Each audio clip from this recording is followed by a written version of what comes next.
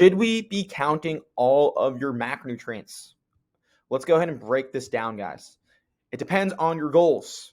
If you're someone that wants to lose fat and build muscle and you want to get chiseled and you really like maybe are prepping for a bodybuilding show, then yes, tracking all four is going to be very essential. If you're someone that just wants to lose weight, get rid of the gut, make sure that his jeans fit better, his shirts fit better, and you're trying to get, a good looking physique, most of the time we're going to be able to get away with calories and protein. That's what we're going to go ahead and use in this program. Okay, if you guys come to me and say, you know what, Colton, I want to be absolutely chiseled, then we'll talk about next steps. However, let's go ahead and just break this down. Carbohydrates, okay, so macronutrients, okay, what are macros? Okay, macros, okay, make up your food. At the back of anything that you buy in the store, you're going to see a food label and you're going to see total amount of calories. Those total amount of calories are broken up into carbs, fats, and proteins. Okay, the other macronutrient is alcohol, which is very important to also track when having it. Okay, so your carbohydrates are your main fuel source for resistance training. They're not bad, okay, because they get stored as glycogen, and then glycogen goes into what's called the Krebs cycle, and therefore it actually produces energy for us when we're lifting. It's very important. Okay, there's 4 calories per 1 gram of carbohydrate, and for pre and post workout nutrition, you want to follow these guidelines. So about 90 minutes to 120 minutes before training, and then after training, okay, you're going to want to have about a 50-gram carb and 20-gram protein solution before lifting. Fast digesting carbs before you're lifting and slow digestive carbs after you're lifting. Protein stays the same.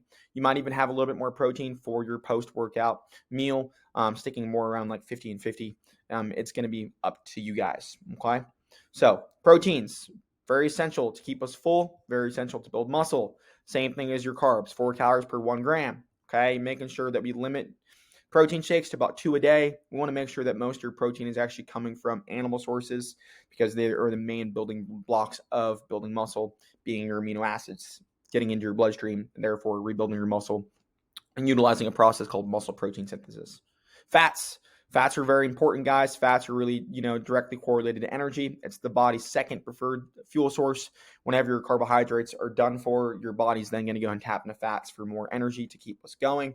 Again, depending on your food sensitivities, your body may prefer fat, your body may prefer carbohydrate. Be a student of your body, okay?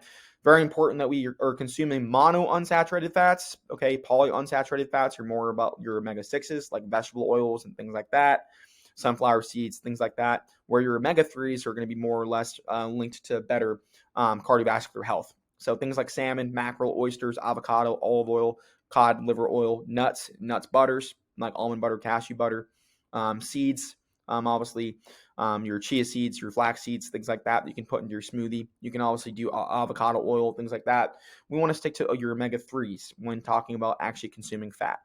And for alcohol, all right, big thing is we want to make sure that, we understand that alcohol is not going to be beneficial for your weight loss journey. That is completely being honest. That's why we want to make sure that we have it in moderation.